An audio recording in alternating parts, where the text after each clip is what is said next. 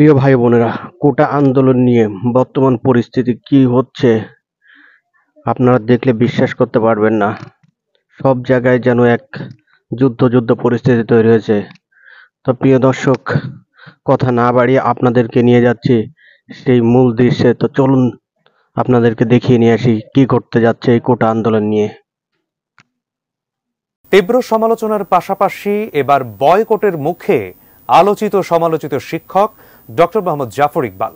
চলমান কোটা আন্দোলন ইস্যুতে সম্প্রতি তার দেয়া একটি লিখিত বিবৃতির প্রেক্ষিতে বই বিক্রেতা বিভিন্ন প্রতিষ্ঠান জাফর ইকবালের বই বিক্রি এবং প্রচার না করার ঘোষণা দিয়েছে। এদিকে সিলেটে ডক্টর জাফর ইকবালের নিজ বিশ্ববিদ্যালয়েও তাকে আজীবন নিষিদ্ধ ঘোষণা করেছে শিক্ষার্থীরা। বিস্তারিত জানাচ্ছেন ইমতিয়াজ আলম।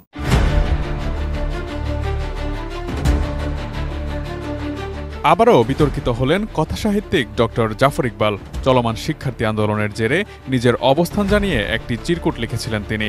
সামাজিক যোগাযোগ মাধ্যমে তা মুহূর্তেই ভাইরাল হয়ে যায়। এরপরেই শিক্ষার্থীদের ধারাবাহিক ট্রল ও বয়কটের মুখে পড়লেন তিনি। ভাইরাল হওয়া সেই চিরকুটে ডক্টর জাফর ইকবাল লেখেন, আমি মনে হয় আর কোনোদিন এই বিশ্ববিদ্যালয়ে যেতে চাইব না।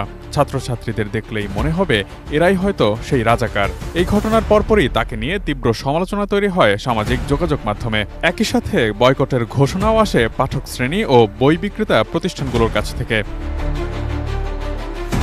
দেশের সবচেয়ে বড় অনলাইন ভিত্তিক বইয়ের দোকান রকমারি.com-এ শিশু সাহিত্যিক ডক্টর মোহাম্মদ জাফর ইকবালের বই আর দেখা যাচ্ছে না। তাদের ওয়েবসাইটে গেলে মোহাম্মদ জাফর ইকবালের সকল বই আনঅ্যাভেইলেবল দেখা যাচ্ছে।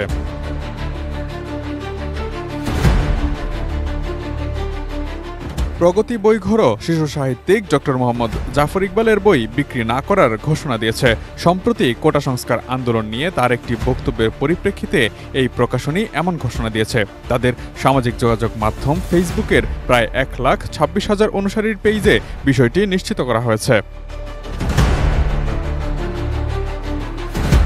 একই ইস্যুতে ডক্টর মোহাম্মদ জাফর ইকবালের বই বিক্রি না করার ঘোষণা দিয়েছে বাংলাদেশ ও পশ্চিমবঙ্গের বই কেনার প্ল্যাটফর্ম বুকস অব বেঙ্গল। সামাজিক যোগাযোগ মাধ্যমে 77,000 অনুসারী রয়েছে তাদের। ফেসবুক পোস্টে বুকস অব বেঙ্গল জানিয়েছে, অনেকের মতো আমরাও একটি সময় মোহাম্মদ জাফর ইকবালের লেখা পড়ে বড় হয়েছে। অনেকের মতো আমাদের মধ্যে মুক্তিযুদ্ধের প্রতি আগ্রহ তৈরি করেছিলেন তিনি। কিন্তু আজ কোটা আন্দোলন নিয়ে এবং ঢাকা বিশ্ববিদ্যালয় নিয়ে উনি যে ধরনের বক্তব্য প্রদান করেছেন সেটি কোনোভাবেই আমাদের কাছে গ্রহণযোগ্য নয়। একই চিত্র দেখা গেছে ই-বুক সেলার প্রতিষ্ঠান বইঘর.com-এও।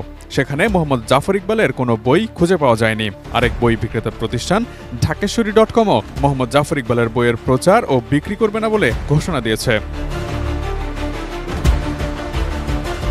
এদিকে ডক্টর জাফর ইকবালের দেয়া বিবৃতির তীব্র সমালোচনা করেছেন ঢাকা বিশ্ববিদ্যালয়ের আইন বিভাগের শিক্ষক ডক্টর আসিফ নজরুল। আমার ধারণা উনার প্রচন্ড বুদ্ধিশুদ্ধির অভাব আছে। উনার কোনো রকম বুদ্ধিশুদ্ধির অভাব উনার হয় উনার মধ্যে প্রচন্ড অপরাধবোধ কাজ করে যে 1971 সালে উনি কি করেছে অপরাধবোধ থাকার জন্য উনি অতিরিক্ত মুক্তিযুদ্ধ সাজার চেষ্টা করে। উনার কাছে শুধু আমার একটাই প্রশ্ন, আপনি কি মুক্তিযুদ্ধের চেতনা বুঝেন? আপনি কি পড়াশোনা করেছেন? আপনি কি 72 সনে গণপরিষদ বিতর্ক পড়েছেন? তার তো কোনো পড়াশোনাই নাই, শুধু শিক্ষাবিদ দূরের কথা, তার সে বুদ্ধি প্রতিবন্ধক একজন মানুষ। এদিকে সিলেটে ডক্টর মোহাম্মদ জাফর ইকবালের নিজ বিশ্ববিদ্যালয় শাহজালাল বিজ্ঞান ও প্রযুক্তি বিশ্ববিদ্যালয়ে প্রবেশে নিষেধাজ্ঞা জারি করেছে কোটা সংস্কারের দাবিতে আন্দোলনরত বিশ্ববিদ্যালয়টির শিক্ষার্থীরা। বুধবার দুপুর থেকে সাধারণ শিক্ষার্থীদের নামে একটি বিবৃতি আন্দোলনকারী শিক্ষার্থীদের ফেসবুক ওয়ালে ও শাবিপ্রবির বিভিন্ন ফেসবুক গ্রুপে তা পোস্ট করা হয়। বিউটি অব সাস্ট ক্যাম্পাস নামে বিশ্ববিদ্যালয় শিক্ষার্থীদের একটি ফেসবুক পেজে পোস্ট করা বিবৃতিতে উল্লেখ রয়েছে, ডক্টর মোহাম্মদ জাফর ইকবালকে ক্যাম্পাসে আজীবন নিষিদ্ধ ও অবাঞ্ছিত ঘোষণা করা হলো।